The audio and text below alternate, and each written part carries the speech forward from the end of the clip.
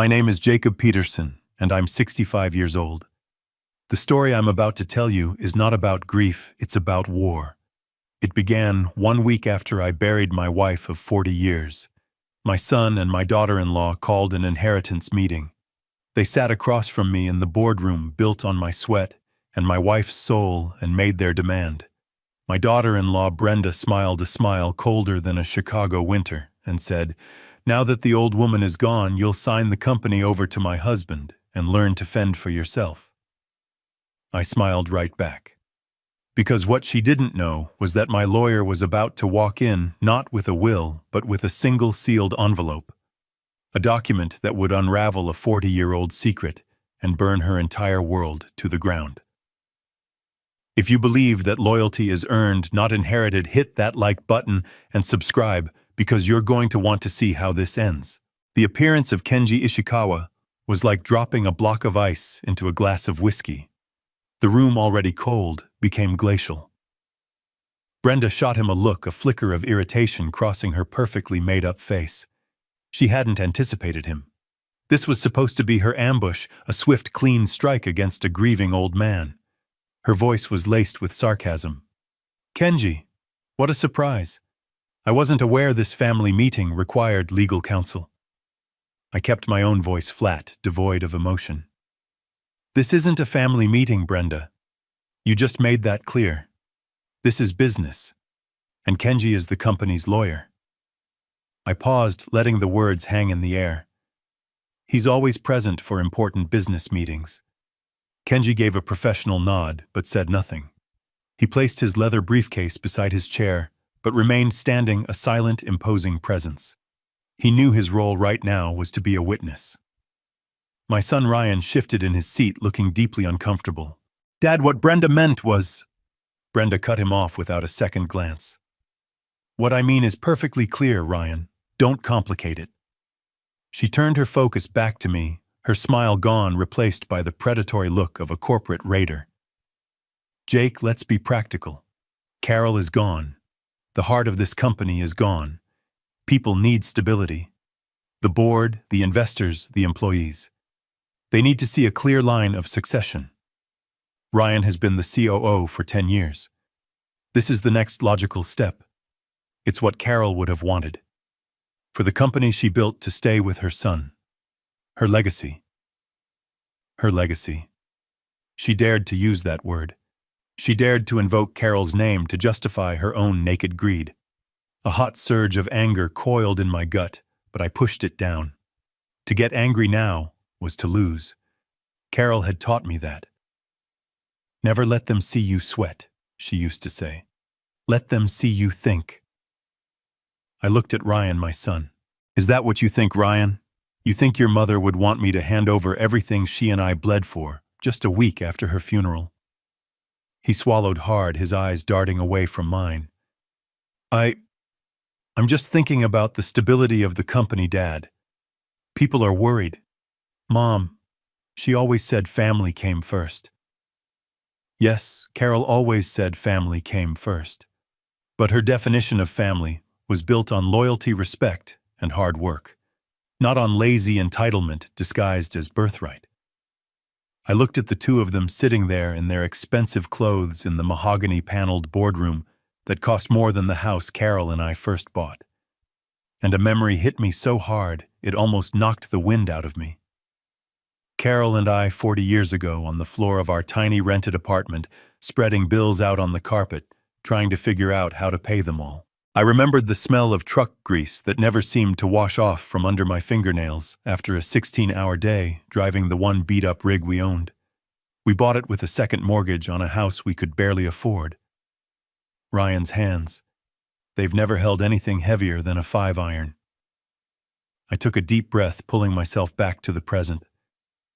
"Why the rush, Brenda?" I asked the question quietly. It seemed to throw her. She was expecting an argument, a fight, not a simple logical question. "It isn't a rush," she snapped back a little too quickly. "It's being decisive. The market doesn't wait for grief, Jake. Our competitors will see your hesitation as a weakness. We need a strong leader at the helm, not someone who's distracted." She said that last word with a disgusting amount of fake pity. Distracted. I raised an eyebrow. I was burying my wife. That's not a distraction, Brenda. It's called being human. You should try it sometime. The tension in the room crackled. Ryan looked like he wanted the floor to swallow him whole. Brenda's eyes narrowed. The mask was slipping. You know exactly what I mean. You're 65. You're tired. For the last few months while Carol was sick, you let things slide at the company. Everyone saw it. The performance reports don't lie. And there it was. Her trump card. She'd been gathering her ammunition. She'd been planning this for months, just waiting for the moment my wife took her last breath. The sheer coldness of it was breathtaking. I stood up, planting my palms flat on the gleaming surface of the table. I could feel the weight of 40 years in that wood. I have given my entire life to this company. I said, my voice low, but carrying to every corner of the room. I was here when it was one truck and a dream. I was here when we landed our first major contract. I was here when we almost went bankrupt in 2008. And I was here holding the hand of the woman who built this with me during her final days. And I don't regret a single second of it. I locked my eyes on Brenda's. I'm not going anywhere. I am the CEO and chairman of the board of Peterson Freight. Ryan will remain the COO. That is final. I turned to my lawyer. Thank you for coming, Kenji. It was a dismissal. Kenji nodded and began to pack his briefcase. Brenda shot up from her chair, her face flushed with rage. You can't do this. The board. I cut her off. I own 51% of the voting shares, Brenda. I am the board. This meeting is over. A dead silence fell. Brenda stared at me, her eyes burning with a hatred so pure it was almost impressive. Her confidence was gone, replaced by the raw fury of a predator who has had her kill snatched away. Fine, she hissed, her voice dripping venom. Play it that way, old man. We'll see how long you last when the board sees your latest performance reviews.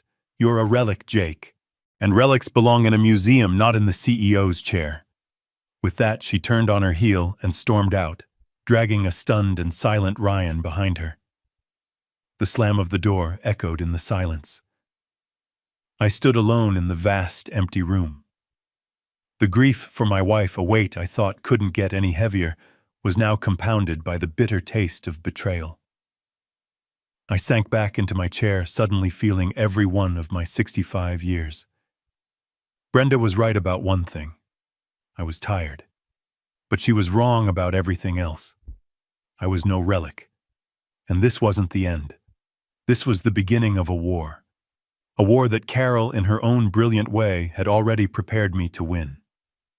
I didn't go home after the meeting. I couldn't. The silence in that house, the house I had shared with Carol for 30 years, would have been too loud. Instead, I drove to a small, dimly lit coffee shop in a part of town Brenda wouldn't be caught dead in. It smelled of old books and burnt coffee. It was perfect. Start with any vendors or consultants who've been hired without my direct approval. Any new accounts that were opened in the last 18 months. I want to know who they're talking to, who they're paying. I leaned back, the vinyl of the booth creaking under my weight. Brenda thinks I'm a relic. She thinks I'm too lost in my grief to see what she's doing. I want you to use that. Let her think I'm weak. While she's planning her coronation, I want you to build her gallows. Kenji simply nodded, writing it all down. He didn't ask why. He didn't ask if I was sure. 20 years as my lawyer, he knew how I operated. He knew that when I gave an order like this, it was because the war had already begun. As I watched him make his notes, my mind drifted. Carol's face appeared in my memory, as clear as if she were sitting right next to me. I remembered a conversation we had about a year ago, sitting on our back porch, watching the sunset. I had just approved a new marketing initiative that Ryan and Brenda had pitched. I was proud of Ryan for taking the lead. But Carol had been quiet, a small, thoughtful frown on her face. "What is it, honey?" I had asked. She had looked at me, her eyes which could see right through anyone filled with a familiar worry. "It's Brenda," she had said softly. "I don't trust her, Jake." I had sighed. It was an old argument. "She's ambitious, Carol. That's a good thing. She pushes Ryan." Carol had shaken her head slowly. "No, it's more than ambition. She looks at Ryan and she doesn't see a husband. She sees a stock option. She looks at Peterson Freight and she doesn't see a family legacy. She sees a prize to be won." I had dismissed it at the time, told her she was being too harsh, that she was just being a protective mother. Now, sitting in that dingy coffee shop, her words echoed in my head with the force of a prophecy. She had seen it all. She had seen the vulture in Brenda long before I did. I had been blinded by my love for my son and my desire for a peaceful family. I see now she wasn't being harsh. She was being observant, and I had let her down by not listening. A wave of regret washed over me, so powerful it almost took my breath away. But regret wouldn't win this fight. Kenji looked up from his notebook, his expression serious. "I'll get started immediately, Jake. I'll be discreet. They won't see it coming." I gave him a grim nod. "Good," I said, my voice harder than I intended. "Make sure of it." This was for Carol. I would not let the woman who saw my son as a stock option inherit the empire my wife had helped me build. I would protect her legacy, even if it meant tearing my own family apart to do it. 3 days passed in a blur of forced normalcy. I went to the office. I signed papers. I sat in meetings and nodded at projections on a screen that meant nothing to me. Every face I saw was a question. Was this person loyal? Did they know what Brenda and Ryan were planning? The entire company, my life's work, suddenly felt like a hostile country. I was sleeping in my home office on a leather couch that smelled of old paper and Carol's faint perfume. I couldn't bear our bedroom. Not yet. On the 4th day, my phone rang. A private number. It was Kenji. His voice on the other end was stripped of all warmth, a flat, sterile instrument of fact. "Jake," he said, "I found something. It's bad." I sat up straight, my heart starting a slow, heavy drumbeat against my ribs. "How bad?" I asked, my own voice a low rasp. I heard the rustle of papers on his end. "It's a shell corporation. Registered in Delaware, of course. It's called B&R Consulting." B&R, Brenda and Ryan. The arrogance of it was like a slap in the face. They didn't even try to be clever. They were so sure I was a spent force, a sleeping lion they could rob without fear. My hand tightened on the phone, the plastic groaning in protest. "Go on," I said through clenched teeth. Kenji laid it out with the cold precision of a surgeon dissecting a tumor. For the past 22 months, B&R Consulting had been submitting monthly invoices to Peterson Freight. The charges were for vague, intangible services: market trend analysis, supply chain optimization reports, logistical strategy advisement. Each invoice was for an amount just under the threshold that would require my personal signature, an amount that Ryan, as chief operating officer, could approve on his own. My own son. He was the key that opened the vault. Kenji continued. "The reports they supposedly provided are non-existent. I checked with the department heads. They've never heard of B&R Consulting. They never received any such analysis. These were ghost services, Jake. Just a pipeline to drain money from the company." I closed my eyes, a wave of nausea rolling through me. It wasn't just greed. This was a profound betrayal, a meticulous long-term deception. While I was taking Carol to chemotherapy appointments, while I was holding her hand as she slept, they were writing fake invoices. They were stealing from her. From us. "How much, Kenji?" I asked, my voice barely a whisper. I needed to know the number. I needed to know the exact price of their betrayal. There was a pause, and I could hear him take a breath. "The total amount paid from Peterson Freight to B&R Consulting over the last 22 months, He said each word a hammer blow is $812,450. The number hung in the air, obscene and monstrous. Over $800,000. A memory surfaced sharp and painful of Carol looking over a quarterly report about a year ago. She had a small frown on her face. "This consulting fee seems high, Jake," she had said, pointing to a line item. I had glanced at it, seen Ryan's signature, and dismissed it. "It's that new efficiency firm Ryan hired," I'd told her. "He says they're worth every penny." The shame of that moment burned in my throat now. She had seen it. Of course she had. She saw everything, and I hadn't listened. "Where did the money go?" I asked Kenji, my voice now cold as steel. The grief in my chest was beginning to crystallize into something harder, something sharper. "The B&R account is registered to a P.O. box," Kenji said.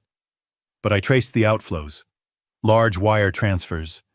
One was a down payment on a vacation home, a ski chalet in Aspen, Colorado. Another paid in full for a brand new Porsche 911. The car is registered in Brenda's name."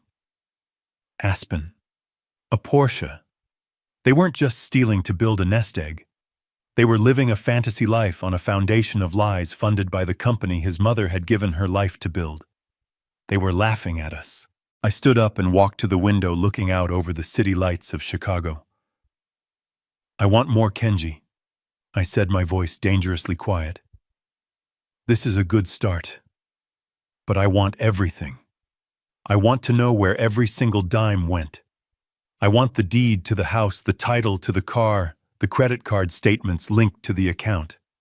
I want a timeline of every purchase they made with that stolen money. Get it all." "I'm already on it, Jake," he replied. "Consider it done." I hung up the phone and stood there for a long time watching the city breathe below me. The grief was still there, a cold stone in my chest. But now it had a new companion. A cold, clear, and righteous anger. The rules of engagement had changed. This was no longer a boardroom dispute. This was a crime scene, and I was done being the victim. The $800,000 was a body blow, but it wasn't the knockout punch. It was ugly, a straightforward case of embezzlement. But it felt incomplete. It felt like a symptom of a deeper disease. Brenda was greedy, yes. Ryan was weak, yes. But Carol had been suspicious before the stealing had gotten this bad. I remembered her frown a year ago. She wasn't just worried about consulting fees. She was worried about something more fundamental. The money explained Brenda's motive, but it didn't explain Carol's deep, quiet fear in her final months. I needed to understand what Carol knew, and Kenji, with all his financial trackers, couldn't find that. There was only one person left who had been inside that room with us, someone who had seen the unfiltered truth of our family's final days. Maria Sanchez, Carol's private nurse. I drove to her house in Pilsen, a small, neat brick bungalow on a street lined with families. It was a world away from the cold glass and steel of my downtown office. I found her in her small, immaculate garden, tending to her roses. When she saw me, her eyes, normally so bright, filled with a deep sadness. She was a woman of 60, with a kind face etched with laugh lines, but now those lines just looked tired. She wiped her hands on her apron and came to me, pulling me into a hug that felt more real than any I had received in weeks. "Jacob," she said, her voice thick, "I am so sorry for your loss. She was a light." We sat on her small porch drinking chamomile tea she insisted on making. For a few minutes, we just talked about Carol. Not the CEO, not the matriarch, but the woman. The woman who loved bad detective novels. The woman who hummed Frank Sinatra songs off-key when she was concentrating. The woman who knew the names of all Maria's grandchildren and asked about them every single day. "She adored you, Maria," I said, my own voice rough with an emotion I hadn't let myself feel in days. "You were more than her nurse. You were her best friend." Maria's eyes watered. She dabbed at them with a tissue. And she was mine, she whispered. In those last months, we talked about everything. Life, death, our children. She looked up, her gaze suddenly sharp. She was so proud of you, Jacob. How you built everything from nothing. But she was worried. My heart quickened. This was it. Worried? I prompted gently, not wanting to scare her off. About what? Maria hesitated, twisting the tissue in her hands. She looked down at her lap. She made me promise not to say anything. She did not want to cause you more pain. You were already carrying so much. Maria, I leaned forward, my hands clasping on the table between us. Whatever it is, I need to know. Brenda and Ryan, they are trying to take the company. They are saying I'm not fit to run it. They say it's what Carol would have wanted. Maria's head snapped up, her sadness replaced by a sudden fierce anger that took me by surprise. What? She gasped. That is a lie, a wicked lie. She clutched the cross around her neck. She was worried about them. She was worried about what they would do after she was gone. She was breathing hard now, her loyalty to Carol overriding any promise of silence. She changed in the last 2 months, Jacob. She became secretive.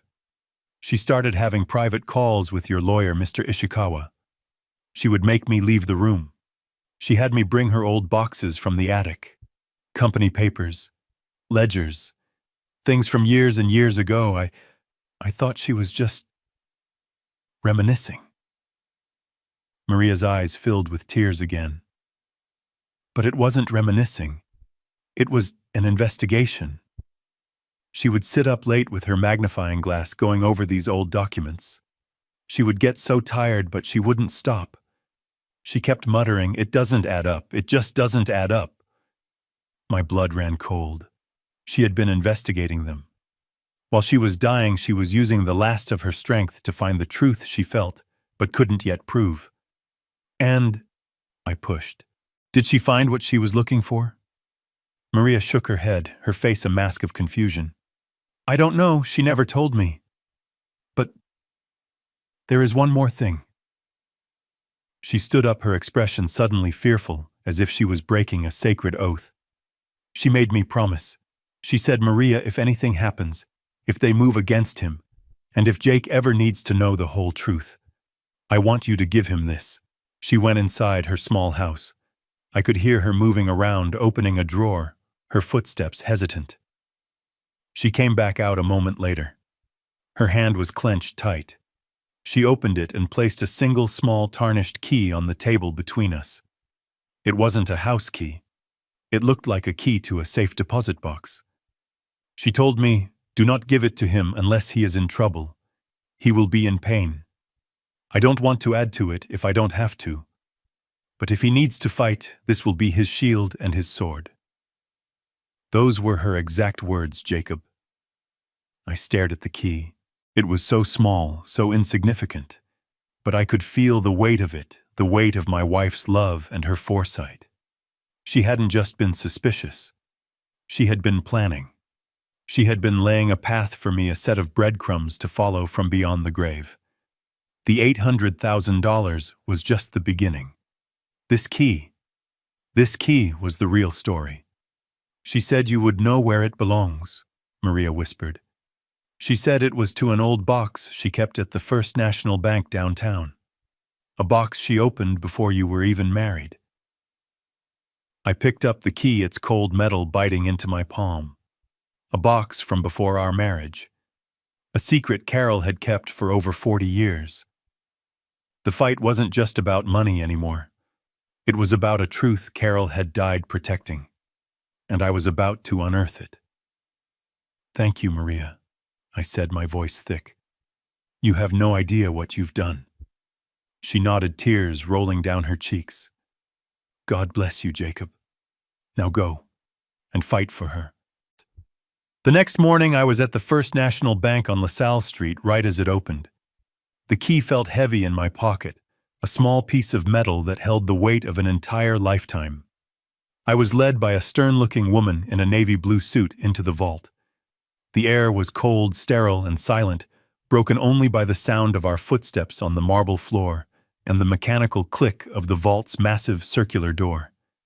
She led me to a wall of brushed steel boxes and indicated a small one near the bottom.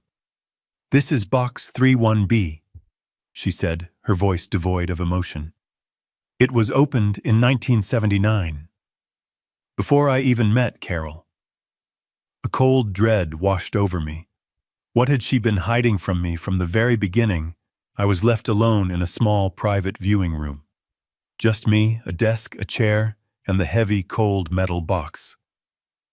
My hands were trembling slightly as I took out the tarnished key. It fit perfectly. I inserted my own key from the bank, turned them both, and heard a satisfying heavy thunk. The lock was open. I pulled the long, narrow box out of its slot. It was heavier than I expected. I placed it on the desk and just stared at it for a moment. This was it. The sword and the shield. The whole truth that Carol was so afraid to burden me with. I lifted the lid. There was no velvet lining, no glittering jewels, no stacks of cash. It was just full of paper. Old yellowed paper that smelled of dust and time. My eyes scanned the contents, my heart hammering in my chest. At the top was a small, faded photograph of a young Carol, one I had never seen before, looking beautiful but impossibly sad. Beneath it, a bundle of letters tied with a faded silk ribbon. And under those two official-looking documents. I picked up the first one. It was a birth certificate. My breath hitched. The name on it was Ryan Peterson. My son. I ran my finger down the lines past his date of birth to the space for the parents' names. Father Jacob Peterson. And then I looked at the line for mother. The name written there in crisp typed ink was not Carol. It was a name from a life I had buried 45 years ago. A name I never ever thought I would see again. My blood turned to ice. It didn't make sense. And then I saw the second document. It was a set of adoption papers, dated 6 months later, legally transferring all parental rights of the child Ryan Peterson to one Carol Chenoweth. At the very bottom of the box, almost hidden, was a small leather-bound diary. I recognized Carol's handwriting on the first page, but it was the looping, hopeful script of a young woman I had just started to fall in love with. The fraud, the $800,000. All of it evaporated from my mind. This was the real secret. And I was about to read it in her own words. My hands were shaking.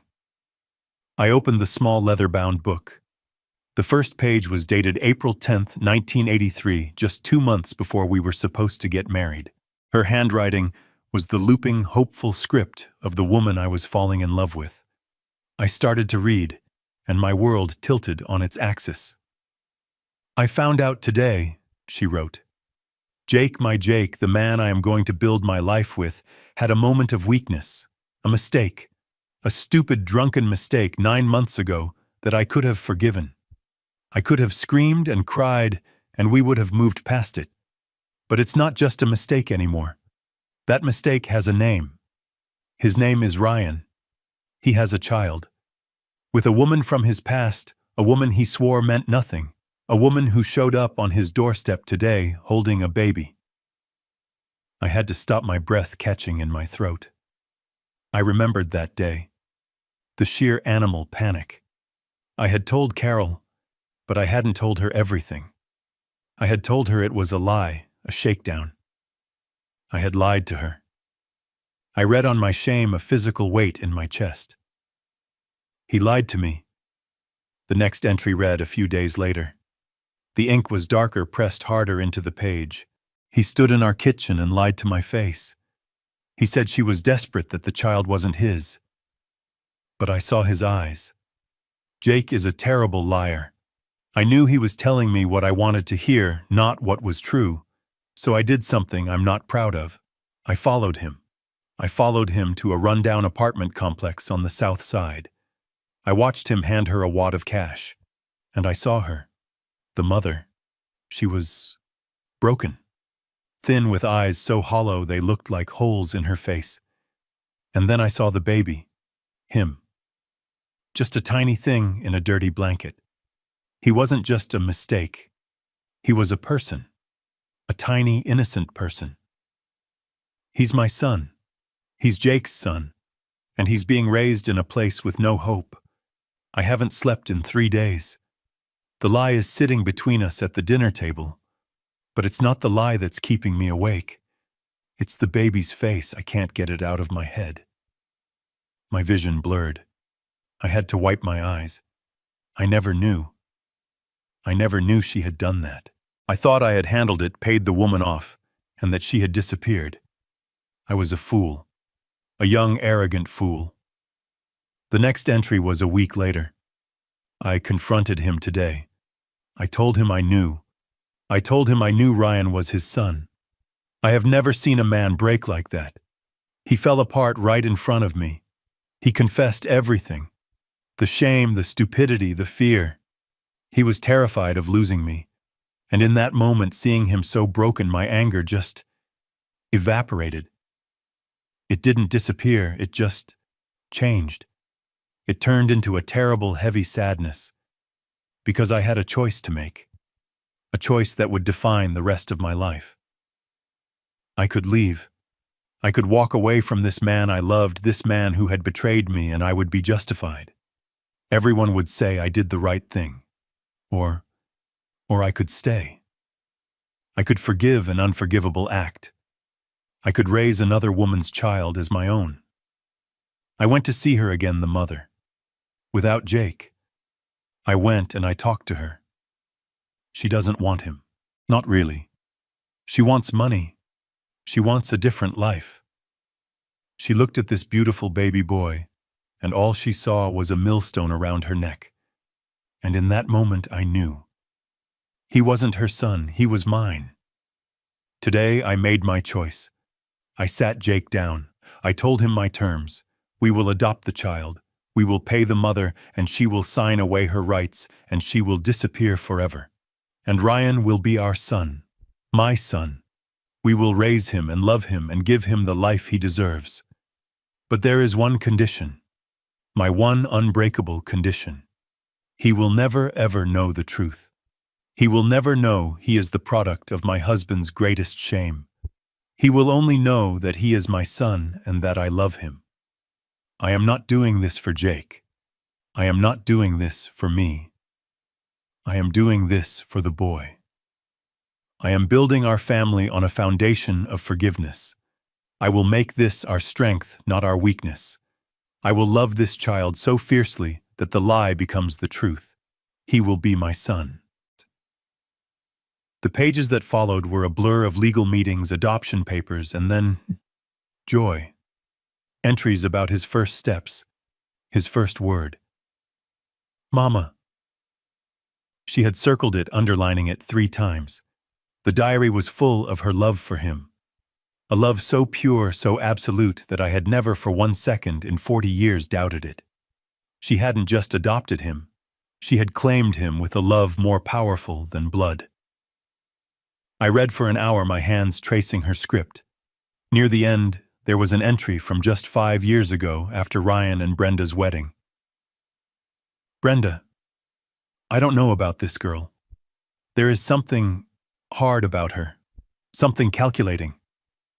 I see the way she looks at Ryan, not with love, but with ambition. Like he's a stepping stone. It worries me.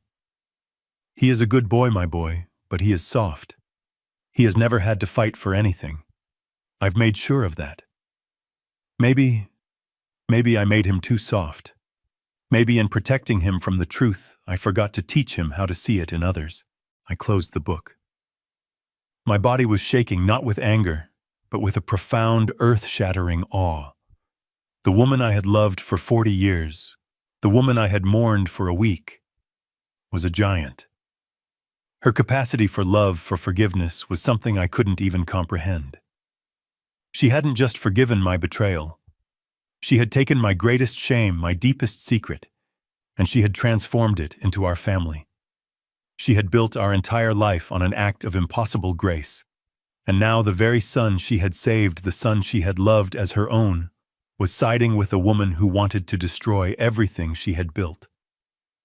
The stealing the $800,000, it was all layered on top of this. A betrayal of a sacrifice I had never even known she'd made.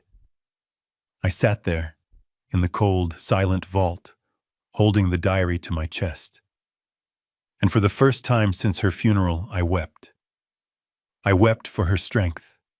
I wept for my own blindness. And I wept for the son I was about to lose. I spent the next 2 days in a daze.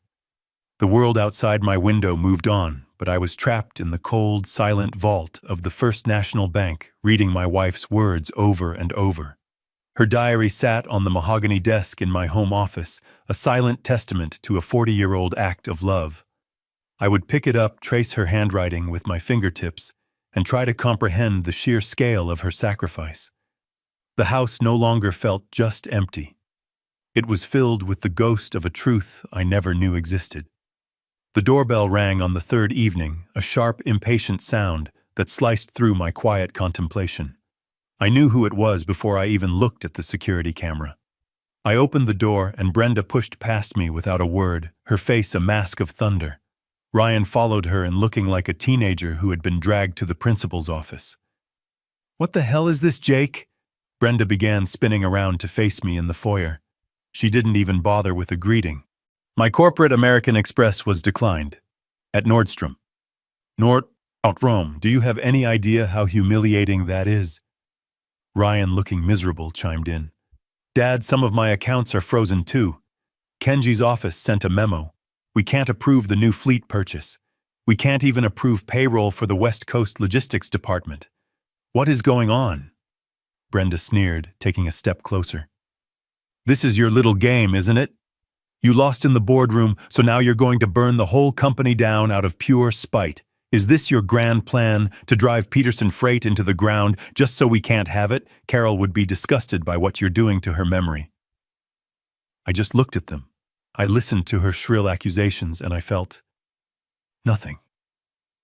The anger I should have felt, the rage at her audacity, simply wasn't there. It had been burned away by the truth in that diary, replaced by a profound, weary sadness. I saw them not as villains, but as children. Ignorant children playing with matches in a house soaked in gasoline.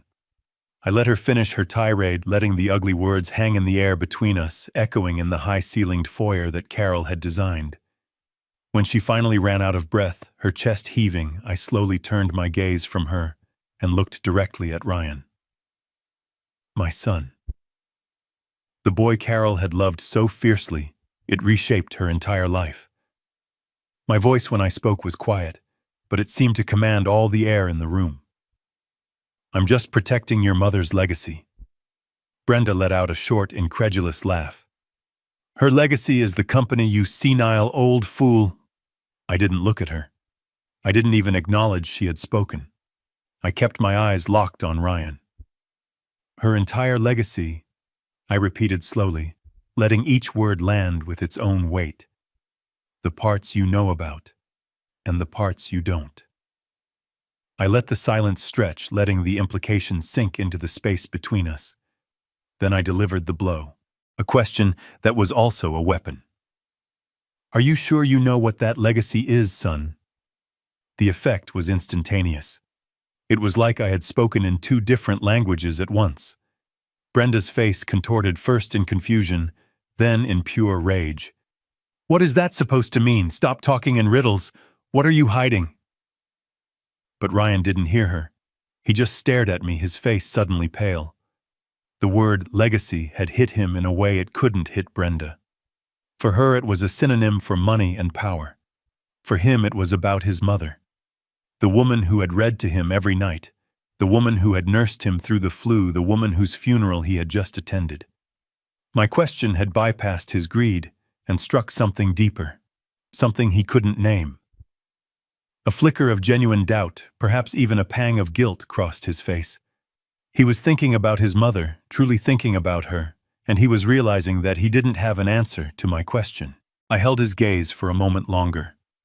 The accounts are under a temporary administrative review, I said, my voice now shifting to the cool, detached tone of a CEO.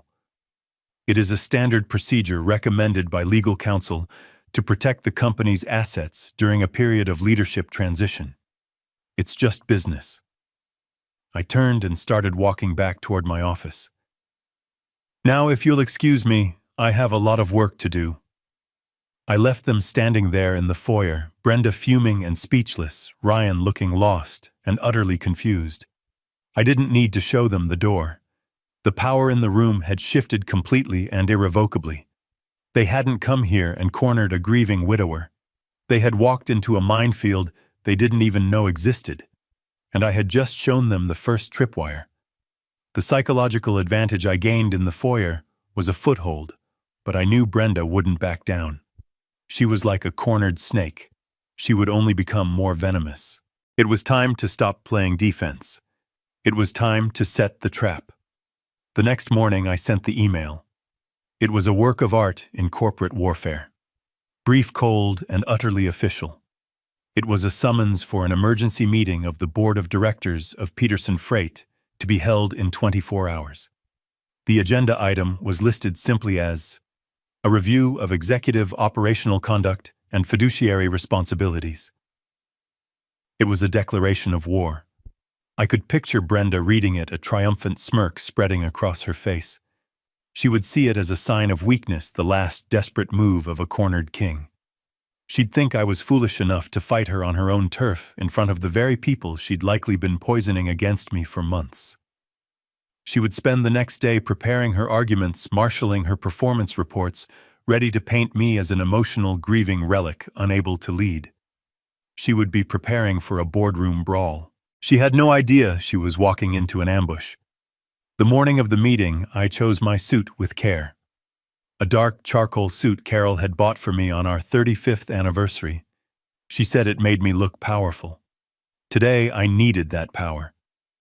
As I knotted my tie, I didn't see a tired, grieving man in the mirror. I saw a soldier. I wasn't dressing for a meeting. I was putting on armor. I was in the boardroom a full hour early.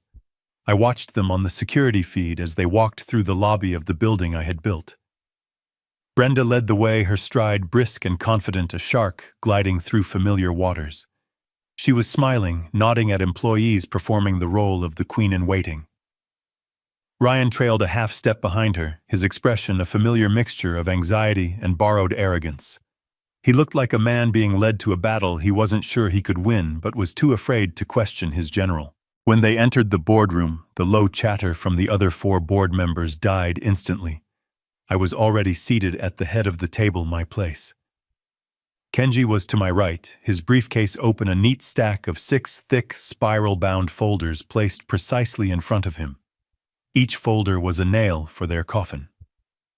Brenda's confident smile faltered for just a fraction of a second as she took in the scene.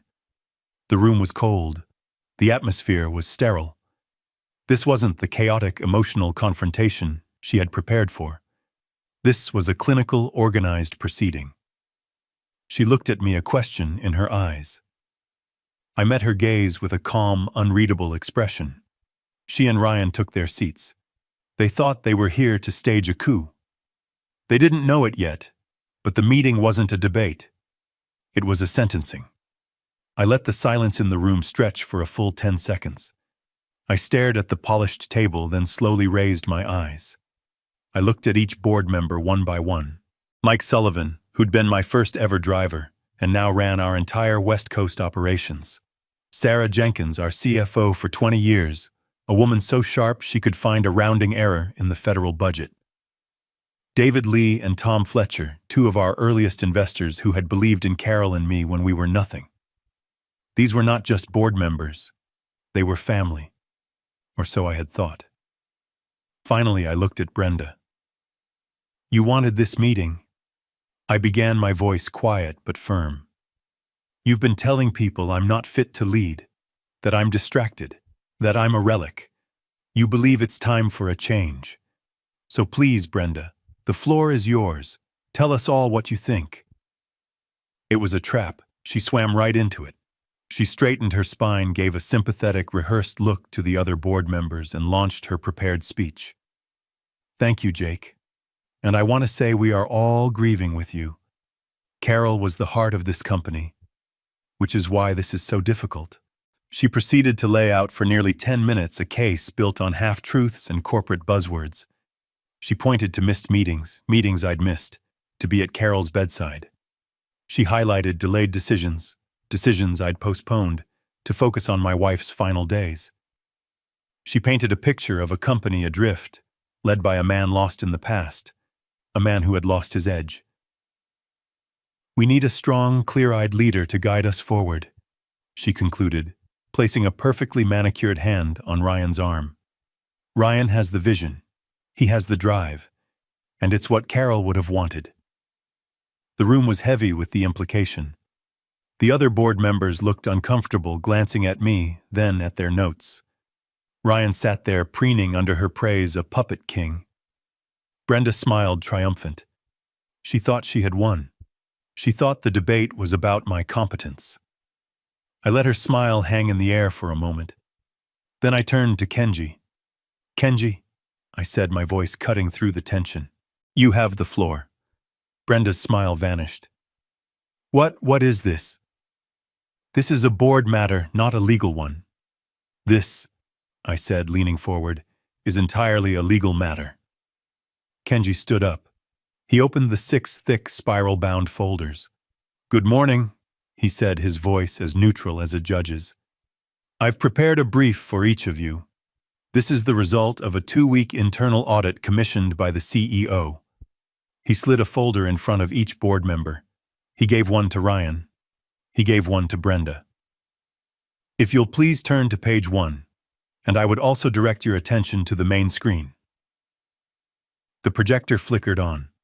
The first image was a simple logo, a stylized B and R intertwined. Below it the words B&R Consulting LLC. Brenda's face went rigid. It was a fractional change, a tightening around her eyes, but I saw it. Ryan, however, went visibly pale. He looked at the screen, then at the folder, then at me, his eyes wide with a dawning animal panic. B&R Consulting, Kenji began, is a limited liability corporation registered in Delaware 22 months ago. He clicked to the next slide. It was the registration document. The registered agents and sole proprietors, he continued, are Brenda Peterson and Ryan Peterson. Sarah Jenkins, our CFO, let out a small, sharp breath. Kenji, what is this? Please turn to page 3, Kenji said, his voice unwavering. What you are looking at is the first of 22 invoices submitted by B&R Consulting to Peterson Freight. The screen filled with an invoice for $45,000. The service rendered logistical strategy advisement. As you'll note, Kenji said, the amount is just under the $50,000 threshold that requires a sign-off from the CEO, an amount that can be approved solely by the COO. He clicked. The next invoice. $42,000. Market trend analysis. Click. $48,000. Supply chain optimization report. Click. Click. Click. For 5 solid minutes, Kenji clicked through invoice after invoice, all for vague, intangible services, all signed and approved with Ryan's digital signature. Mr. Sullivan, Kenji said, looking at Mike, our head of operations. Did you ever receive a supply chain optimization report from B&R Consulting? Mike shook his head, his face turning a dangerous shade of red. Never heard of them, he growled. Mrs. Jenkins, Kenji turned to our CFO. Did our marketing department receive any market trend analysis from this entity? Sarah was already flipping through her own copy of the report, her face pale. No, she said, her voice shaking with rage. This is fraud. But where did the money go? Tom Fletcher, one of the investors, asked. Please turn to section 4, Kenji said. The money trail. This was it. The kill shot. Kenji projected a bank statement from B&R Consulting. It showed the inflows from Peterson Freight, and then the outflows. Exhibit A, Kenji said, A wire transfer for $250,000 dated March 12th of this year. He clicked. The next slide was a property deed. That transfer was a down payment on this. A 5-bedroom ski chalet in Aspen, Colorado. The property is deeded solely in the name of Brenda Peterson. Brenda shot to her feet. This is an outrage that was a legitimate real estate investment. This is private financial information.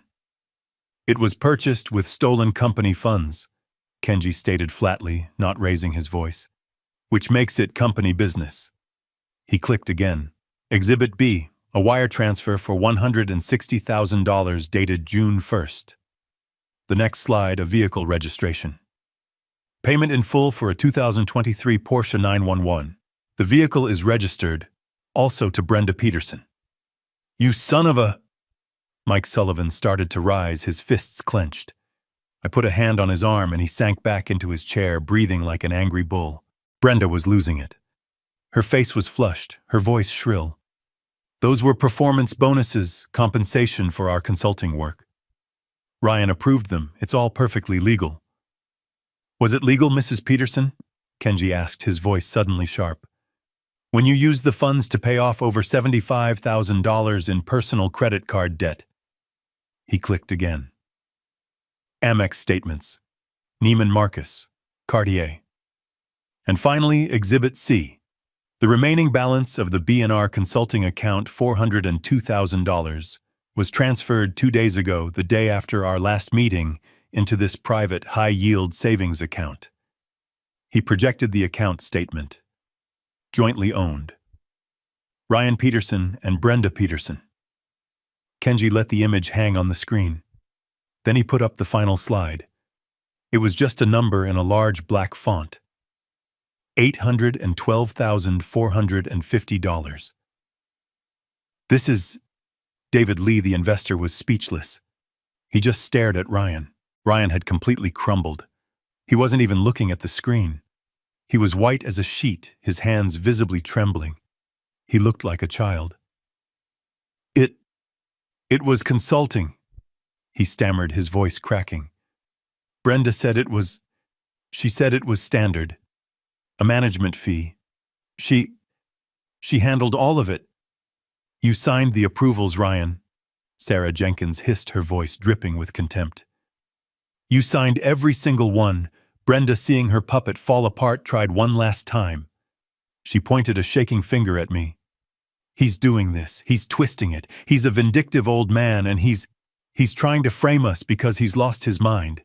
He's grieving. He's incompetent. All eyes turned to me. I had been silent for the entire presentation. I sat there letting her accusation hang in the air. I looked at the number on the screen. $800,000. I looked at my son, who couldn't even meet my eyes. Then I looked at her, my daughter-in-law, her face a grotesque mask of rage and panic. I leaned forward, my hands clasping on the table, and I spoke, my voice low, filled with a cold, clear sadness that was more terrifying than any shout. You are correct about one thing, Brenda. I was grieving. I paused, letting the room hold its breath. Kenji, can you please go back to the timeline of the invoices? Kenji clicked. The dates popped up. March, April, May, June, July. While my wife, I said, my voice dropping, was in a hospital bed learning she had weeks to live, you were writing invoices for market trend analysis. I pointed to the April transfer. While I was holding her hand, listening to her tell me she was scared. You were wiring a down payment for your house in Aspen. I pointed to the June invoice. And in the week we brought her home for hospice. The week I didn't sleep. The week I sat by her side and watched the strongest person I have ever known fade away. You were signing off on a check for your new Porsche. I stood up. The room was deathly silent. Even Brenda was speechless, her mouth half open, the blood draining from her face. I looked at Ryan. This, I said, my voice thick with a grief he couldn't possibly understand, is the legacy you were trying to protect. My words fell into a silence so profound, it was like a physical weight. Every person in that room was frozen. Mike Sullivan was staring at his own clenched fists on the table, his knuckles white. Sarah Jenkins had her hand over her mouth, her eyes filled with a mixture of pity and absolute disgust fixed on Ryan. David Lee and Tom Fletcher, the investors, just looked stunned, as if they couldn't process the sheer cold-blooded treachery. Brenda stood there, her mouth still half open, her face pale. The mask of the powerful executive was gone, replaced by the naked, ugly face of a common thief caught in the act. And Ryan, my son. He finally looked up at me, his eyes streaming with tears. He didn't look like a 40-year-old COO.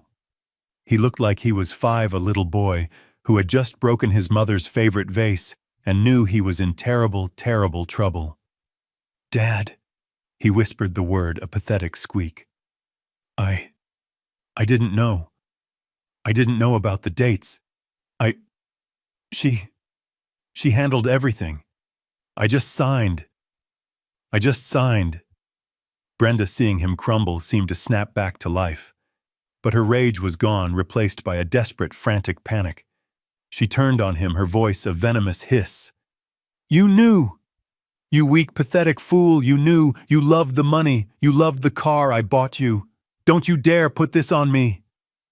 I didn't, he cried, covering his face with his hands, sobbing openly now. I thought it was just bonuses." It was a pathetic, disgusting spectacle. A husband and wife tearing each other apart to avoid the falling blade. I had seen enough. "That is enough," I said. My voice wasn't loud, but it cut through their frantic whispers like a scalpel. They both fell silent. I looked at the board members. "You have seen the evidence presented by Mr. Ishikawa. You have heard the testimony. The facts are clear. $812,450 of company funds were fraudulently transferred to a shell corporation owned by the chief operating officer and his wife." I turned my gaze back to Ryan, his face still buried in his hands.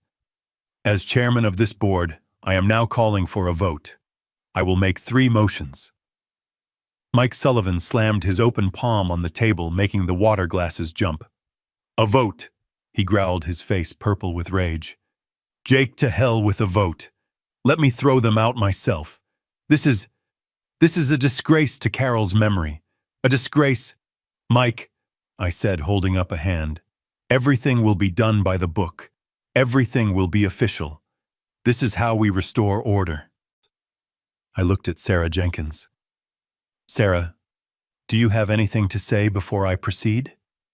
She took a shaky breath, removing her hand from her mouth. She looked directly at Ryan.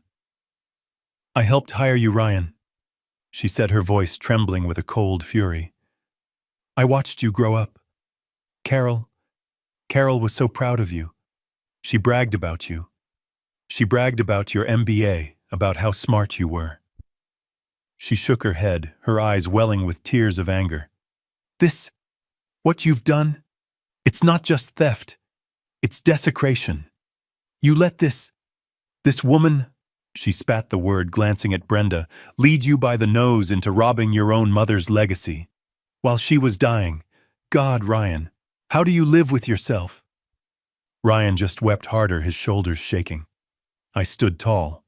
"Motion 1, I said, my voice resin. "Type. I move that the board immediately terminate the employment of Ryan Peterson for gross misconduct, breach of fiduciary duty, and corporate fraud, effective immediately." "I second the motion." "Oh," Mike Sullivan roared before I had even finished the sentence. "All in favor," I said. Every hand in the room besides Ryan's and Brenda's shot into the air. "Opposed?" I asked into the silence. Brenda just stared at me, her eyes dead. "The motion passes unanimously. Ryan Peterson is no longer an employee of Peterson Freight." I didn't pause. Motion 2.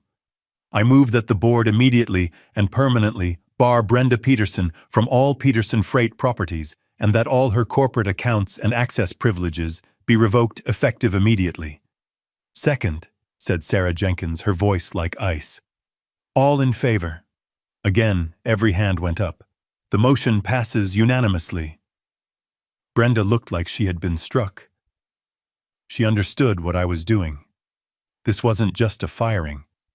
This was an excommunication. Finally, I said. Motion 3. I move that the board authorize our legal counsel, Mr.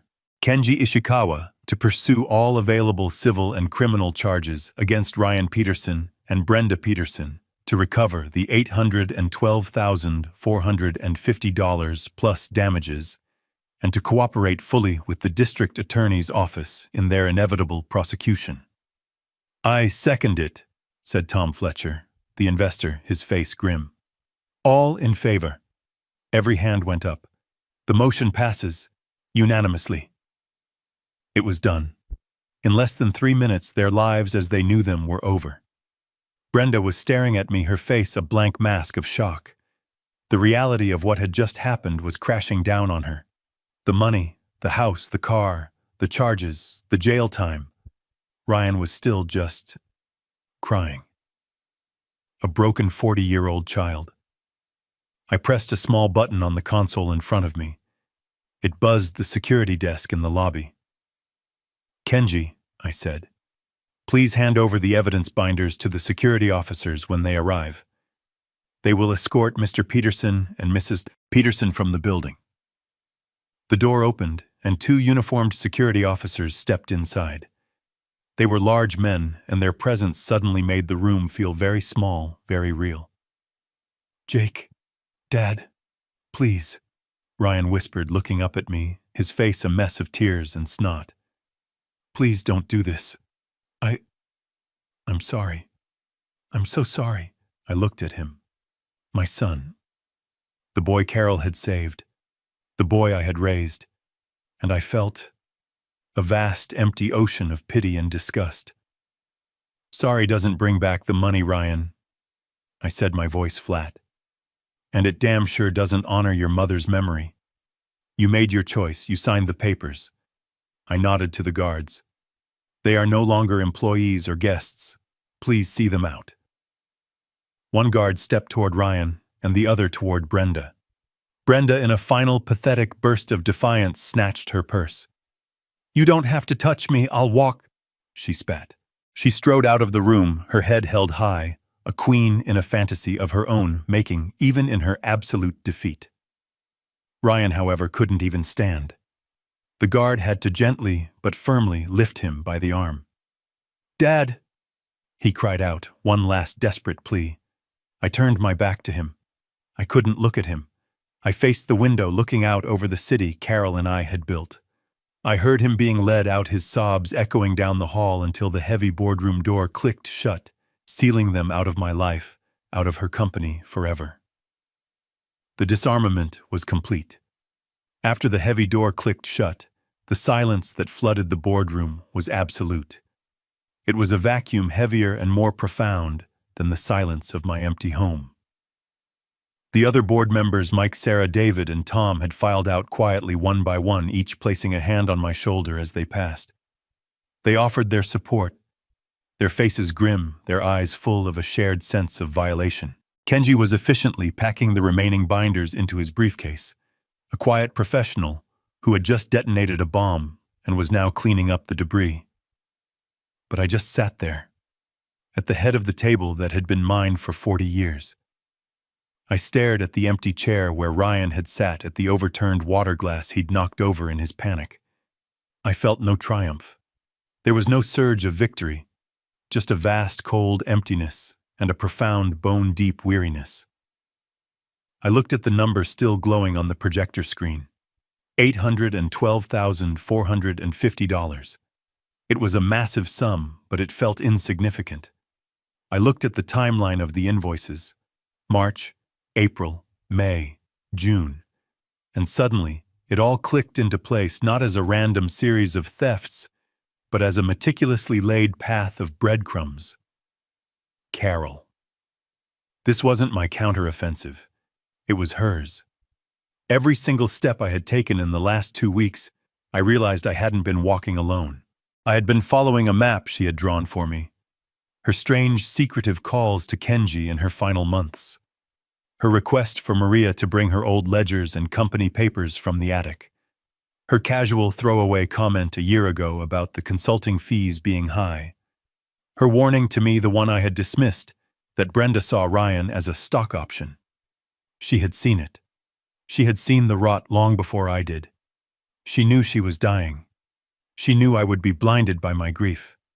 And she knew better than anyone that my love for Ryan was a weakness Brenda would exploit. So in the last precious months of her life, while her body was failing her, her mind, that brilliant, sharp, incredible mind, was working overtime. She wasn't just reminiscing over old papers. She was building a case. She was laying the groundwork. She was gathering the ammunition, putting it into a box, and leaving the key with Maria. She was preparing me for the war she knew was coming, a war I would have to fight without her. This audit the evidence Kenji found. He hadn't started from scratch. He was just following the map she had left behind. She had cleaned up my mess one last time. She had armed me from the grave. I looked at her empty chair next to mine and I finally understood. I wasn't avenging her. I was just finishing the job she had started. The call didn't come from me. It came from Kenji. A week after the board meeting, a week of deafening, suffocating silence, he contacted their new and presumably very expensive lawyer. He proposed a meeting. A final opportunity. His email read, to discuss the separation terms and the pending civil litigation. It was a perfectly baited trap, and I knew Brenda would swim right into it. I knew exactly how her mind worked. She was a transactional creature. To her, everything was a negotiation. She would see this as a lifeline. She'd be convinced that I wouldn't really want the humiliation of a public criminal trial. Father sues son for embezzlement. The headlines would be terrible for the Peterson Freight brand. She would think she was coming to barter. She would trade her silence for my mercy. She would try to leverage her marriage to Ryan, her status as the mother of my grandson, to avoid jail time, and maybe, just maybe, walk away with some kind of severance. She still thought this was about the $800,000. She still believed she had a card left to play. And Ryan would just be there, a hollowed-out shell dragged along by her desperate, frantic hope. Kenji's office was on the 50th floor, a glass box of steel and gray marble that overlooked the Chicago River. It was nothing like my warm, mahogany-paneled office. This place was cold, sterile, and impartial, the perfect, unforgiving setting for what was about to happen. I was already seated at the head of the long glass conference table when they were shown in. Kenji sat to my right, his posture as rigid as the skyline behind him. The door opened. They looked diminished. The week had not been kind. Brenda's usual designer power suit was replaced by something less sharp, something that looked store-bought. Her makeup was applied a little too thickly, a brittle mask of defiance painted over a base of pure animal panic. Ryan was worse. He looked like a ghost. He was unshaven, his eyes were red-rimmed and hollow, and he wouldn't look at me. He just shuffled in and collapsed into the chair furthest from me, as if trying to make himself small to disappear into the expensive upholstery. Brenda, however, arched right up to the table and dropped her purse on it with a loud thwack. "All right, Jake," she said. Her voice was brittle, forcing a strength she clearly no longer possessed. "You've had your fun. You humiliated us. You've made your point. Are you finally ready to be reasonable?" She tried to muster a sneer. "What's the offer? We won't go to trial. We'll sign a non-disclosure. We'll figure out a payment plan for the money. What's it going to take to make this go away?" I just looked at her. I felt nothing. No anger, no hate. Just a deep, profound pity for her complete and total blindness. She was still trying to haggle over the price of a used car, not realizing she was standing on a gallows. "There is no offer, Mrs. Peterson," Kenji said, his voice cutting through her bluster. "This is not a negotiation." Brenda's forced confidence wavered. "Then what is this?" She snapped, her voice rising in pitch. One last chance to gloat. One final round of humiliation before you send your own son to prison. I finally spoke. My voice was quiet, but it seemed to suck all the air out of the room. This isn't about the money you stole, Brenda. That's a separate matter. A matter for the district attorney. I nodded to Kenji, who placed a single new blue-bound folder on the table. This is about the will. Her face, which had been a mask of false bravado, finally crumpled into genuine raw confusion. The will, Carol's will. It was simple. We heard it was simple. Everything went to you. I looked at her, and for the first time I think she saw the man I had become in the last 2 weeks. That, I said, is what you were meant to believe. Kenji, please begin. Kenji took a pair of simple black-framed reading glasses from his breast pocket. It was a deliberate, methodical gesture, the kind of small action that suddenly commands the entire room. He put them on. He opened the blue-bound folder. The sound of the thick, expensive paper turning was unnaturally loud in the pressurized silence of the office. He did not look at Brenda. He did not look at Ryan. He looked only at the document. This, he began, his voice a flat, unemotional monotone, is the last will and testament of Carol Chenoweth Peterson. It was executed on August 14th of this year. Ryan, who had been staring at his own hands, looked up. His hollow eyes finally showed a flicker of confusion. August, he whispered. That was 2 months before she... Brenda's eyes narrowed. 2 months, she repeated, her voice sharp. She signed a new will 2 months ago. I watched the gears turning in her head. She was recalculating. A new will signed while she was sick. She was probably thinking Carol had cut me out or given everything to charity in a fit of emotion. Her mind couldn't even conceive of the truth. This document, Kenji continued as if they hadn't spoken, revokes all previous wills and testaments in their entirety. I will, with your permission, skip the preliminary articles regarding the disposition of personal effects and move directly to the primary articles concerning the major assets. Get on with it, Brenda snapped. Kenji turned a page. Article 3. All personal liquid assets, including, but not limited to, all bank accounts, money market accounts, and stock portfolios held solely in the name of Carol Chenoweth Peterson. Bequeath in full to my beloved husband, Jacob Peterson. Brenda let out a small, almost triumphant sigh of relief. She visibly relaxed in her chair. See, she said, forcing a smile at Ryan. It's the same. It all goes to Jake. So what is this? What's the point of this drama, Jake? I said nothing. I just waited. I knew what was coming. Kenji held up a single finger, a silent command for her to be quiet. Please, Mrs. Peterson, I have not finished. His voice was like a chip of ice. That was Article 3. We are now on Article 4.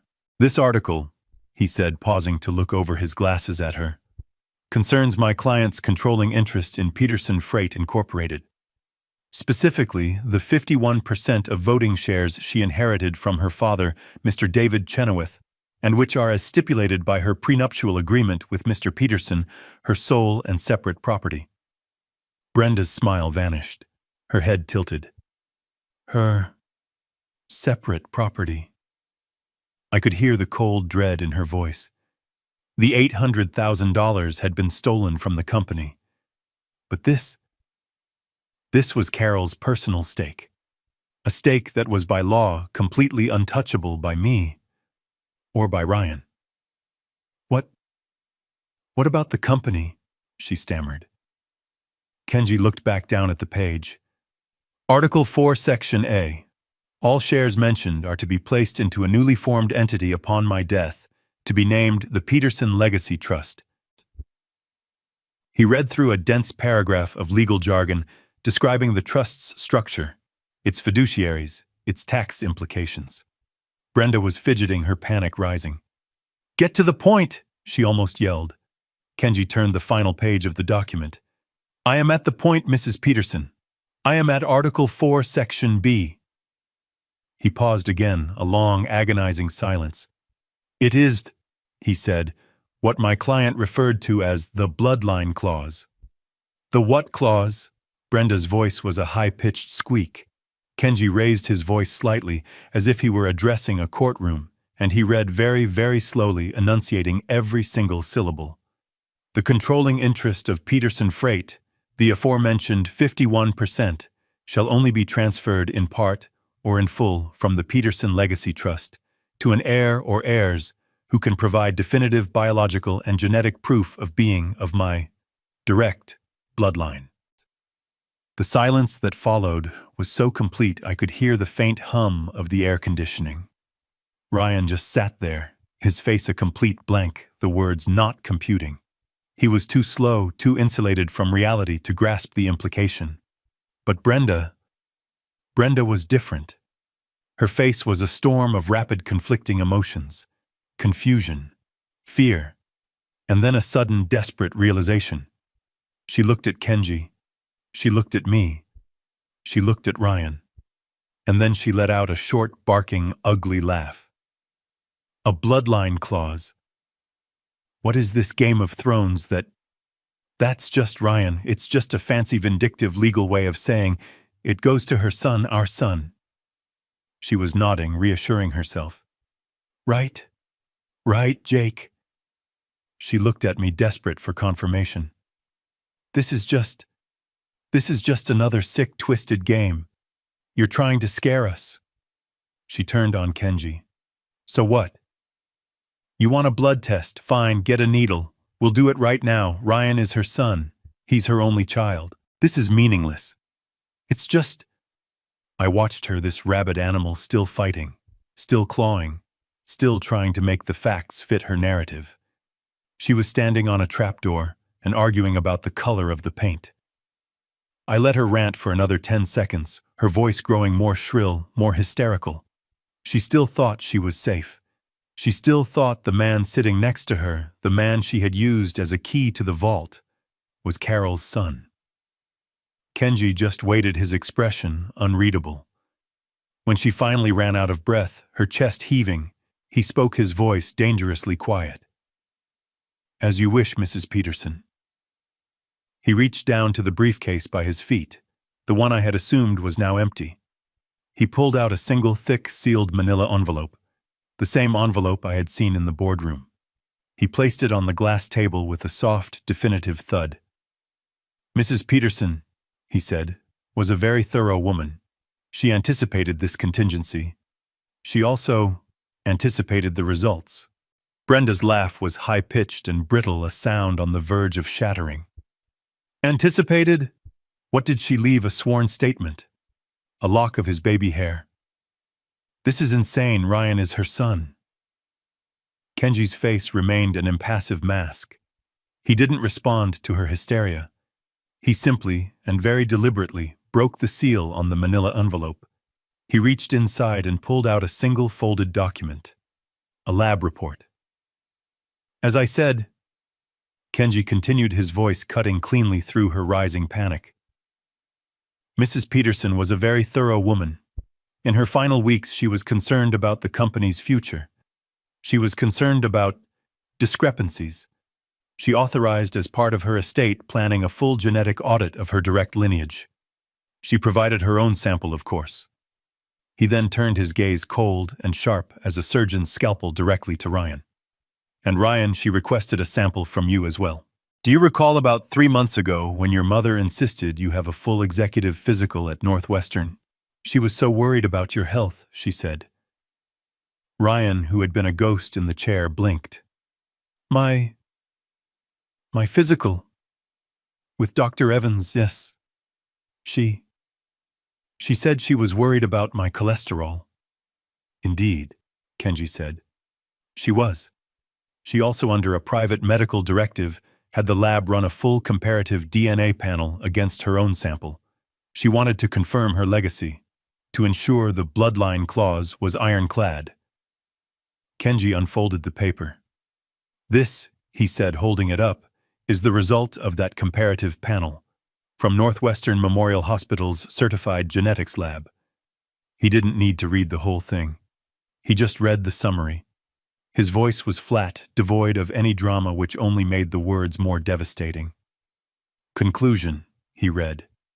The sample provided by Mr. Ryan Peterson and the sample provided by Mrs. Tusha, Carol Peterson, shows 0 common genetic markers consistent with a mother-son relationship. The probability of maternity is 0.00%. The world stopped. Ryan just stared. His mouth opened, but no sound came out. He looked like a fish gasping for air, his mind completely unable to process the words. He looked at me, his eyes wide, begging me to say it wasn't true. Brenda's face went completely, terrifyingly blank. The rapid calculations, the anger, the fear, it all vanished, replaced by a void. She looked from Kenji to the paper to Ryan, and then to me. "What?" she whispered. It was the smallest, most terrified sound I had ever heard her make. What does that mean?" I leaned forward, resting my forearms on the glass table. And for the first time I let the full weight of my grief, my betrayal, and my pity show in my voice. "It means," I said, looking right at her, "that he isn't her son." But Brenda's mind was racing, trying to find a foothold. "But he's your son, so you had an affair." She was grasping at straws, trying to find a scenario that still made sense. "You cheated on Carol?" "Yes," I said. My voice was a low rasp. "I did. Once. A long time ago. Before we were even married. A stupid, drunken mistake I made 45 years ago." I looked at Ryan, my son, whose entire world was disintegrating in real time. "Your biological mother, she didn't want you. She wanted money. I paid her.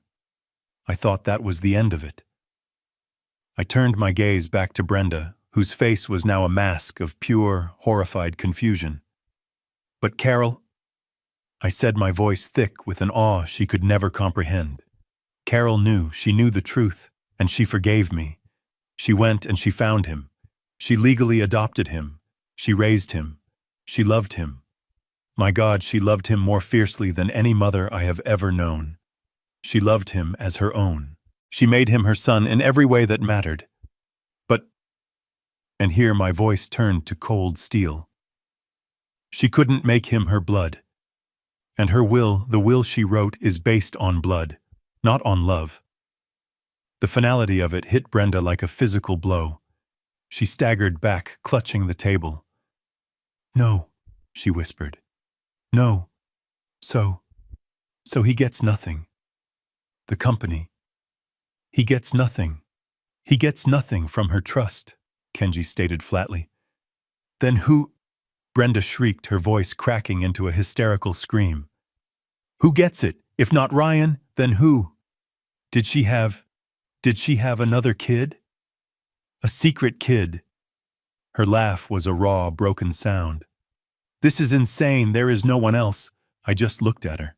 I looked at my broken son, who was rocking back and forth, whispering, "No, no, no," to himself. I had dreaded this moment. I had dreaded this pain. But Carol had known. She had planned for this too. She had known that the truth in all its devastating, cleansing power was the only way. "You're right, Brenda," I said, my voice quiet again. "He wasn't her only child." Brenda froze. Her eyes snapped to mine. "What?" The door to the conference room opened. It hadn't been locked. Kenji had arranged for this. A woman stepped in. She was in her early 40s, perhaps 42, 43. She was tall, with an air of quiet, professional confidence.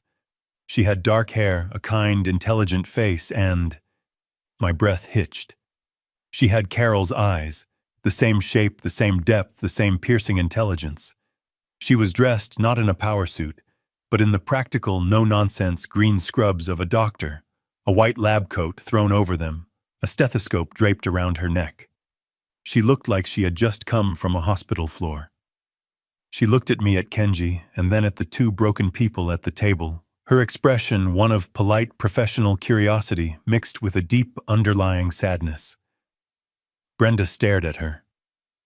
"Who the hell are you, Timout? This is a private meeting." Kenji stood up. "Brenda Peterson, Ryan Peterson," he said, his voice taking on a formal tone of introduction. "Allow me to present Dr. Ann Wallace. She is a double-board certified cardiothoracic surgeon currently on staff at the University of Pennsylvania Hospital in Philadelphia." He paused, letting the title settle in the air. Then he delivered the final killing blow. "She is also," he said, gesturing to the doctor, "the biological daughter of Carol Chenoweth Peterson. The child she gave up for adoption when she was 19 years old, long before she ever met you, Jake. And as of this morning, the sole verified biological heir to the Peterson Legacy Trust. She is the new owner of 51% of Peterson Freight." The name hung in the air, a final unanswerable fact. Dr. Ann Wallace. Carol's daughter. The true heir. Brenda's face, which had been a mask of raw confusion, crumpled. It didn't happen all at once. It was a slow-motion collapse. Her mouth opened and closed, but the shrill, demanding voice was gone. All that came out was a small, dry gasp, like a burst of dust. She looked at Dr. Wallace, this calm, intelligent woman in her scrubs, and her mind simply broke. The intricate web of lies, of manipulations, of long-term planning, of entitlement, it all tore apart in a single instant. This woman's very existence was a reality Brenda could not fit into her world. "No," she whispered. It wasn't a denial. It was a plea for the world to make sense again. "No, you're lying. This is a trick. Jake, you hired her." She pointed a shaking finger at Anne. "She's an actress. You hired an actress. This is conspiracy. It's fraud." Her voice climbed the scale, becoming high and thin, the sound of a violin string stretched to its breaking point. "We'll sue you. We'll sue all of you. We'll demand a test. That won't be necessary, Mrs. Peterson," Kenji said, his voice quiet, but laced with the cold finality of an executioner. "Dr. Wallace was located by Mrs. Peterson herself over 6 months ago. They met. They reconciled. And they coordinated this entire transition of legacy. The DNA confirming Dr. Wallace as Carol's biological daughter has already been certified and is appended to the will. It is ironclad. There is nothing to fight." That was the last blow. The word ironclad. Brenda's wild-eyed panic just deflated. All the fight, all the venom, all the ambition that had defined her entire being evaporated in a single ragged exhale. She sank into her chair, not sitting, but collapsing, as if her bones had turned to jelly. She put her head in her hands, her shoulders starting to shake. But this wasn't the sound of grief. It was the dry, ugly, racking sob of pure, absolute loss. The sound of a gambler who had bet everything on a sure thing only to watch the house take it all. She had lost the money. She had lost the company. She had lost her future. She was nothing. And Ryan, my son. He hadn't moved. He hadn't reacted to Dr. Wallace's entrance at all. He was still locked in that first moment of devastation, the moment he learned the woman he worshipped wasn't his mother. He was just gone. He was rocking back and forth in his expensive chair, his eyes wide and unseeing, staring at the glass wall behind me. He was whispering, but not to us, to himself. She wasn't my mom. It wasn't real. He was a 40-year-old man, a COO, a husband. And in that moment, he was just a terrified little boy, lost in a forest he didn't understand. His world hadn't just been taken from him. It had been revealed as a lie he had lived for 40 years. Brenda had lost her fortune. Ryan had lost his very soul. They were destroyed and the war was over. The aftermath was not swift, but it was absolute. Justice, I've learned, is not a lightning bolt. It is a slow, grinding machine. The civil suit to recover the stolen $800,000 was a given. Kenji filed it before Brenda and Ryan had even left the parking garage. But that was just the beginning. As promised, Kenji turned over the entire meticulously prepared case to the district attorney's office. Criminal charges were filed within the month: grand larceny conspiracy to defraud and multiple counts of wire fraud. Faced with prison time and with every bank account frozen, Brenda's true nature took over. There was no loyalty. There was no us. She turned on Ryan with the savagery of a cornered animal, filing for divorce, immediately claiming she was the victim, coerced by a weak-willed husband. Their divorce was a short, ugly war between two drowning rats, ending with her walking away with nothing but her own legal bills. The Aspen house and the Porsche were seized and liquidated by the company to partially cover the stolen funds. She was left exactly as she started, with nothing but her own venom and a pending criminal record. Ryan was a different story. He was a broken man. He didn't fight. He pleaded guilty to every single charge, his confession, a quiet, pathetic whisper in the courtroom. He had lost his mother, his wife, and his entire identity in the span of a few weeks. He had nothing left to lie for. Given his full cooperation and perhaps a father's quiet plea to the DA for leniency, the judge went easy on him. He avoided prison. He was sentenced to 5 years of probation, 2,000 hours of community service, and a court-ordered restitution plan that he would likely be paying for the rest of his life. He lost his job, his money, and his name. He was forced at 40 years old to get a menial job at a logistics warehouse, finally learning the feel of real work on his hands. It wasn't victory. It was just consequences.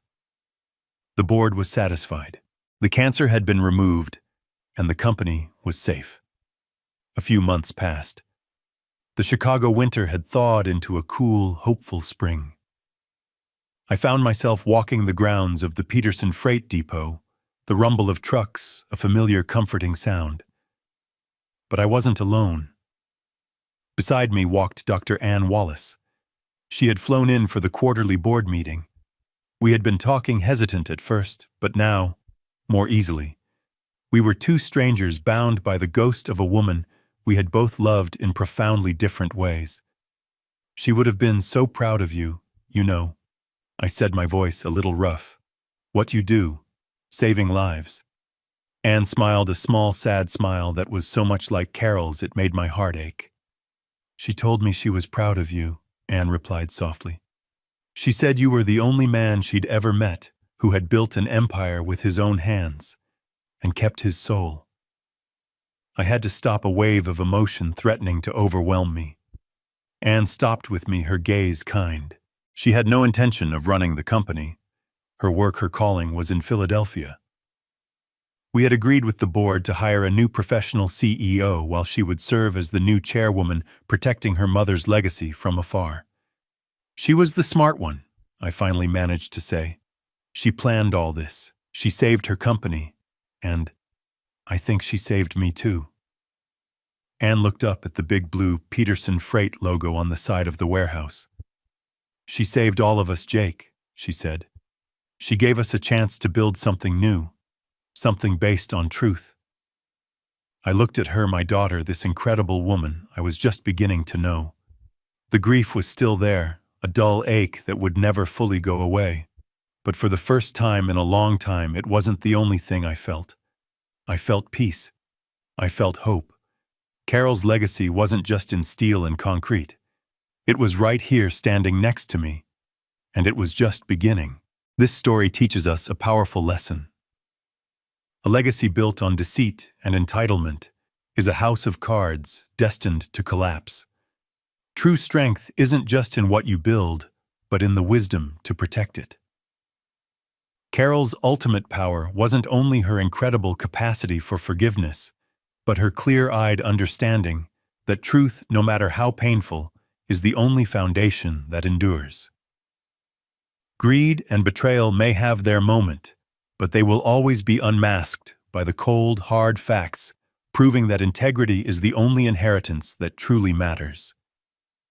What do you think was Carol's most powerful move, her incredible act of forgiveness 40 years ago, or her final brilliant move in the will? Let me know your thoughts in the comments below. And if you believe that truth always finds a way, please like this video and subscribe for more stories just like this one.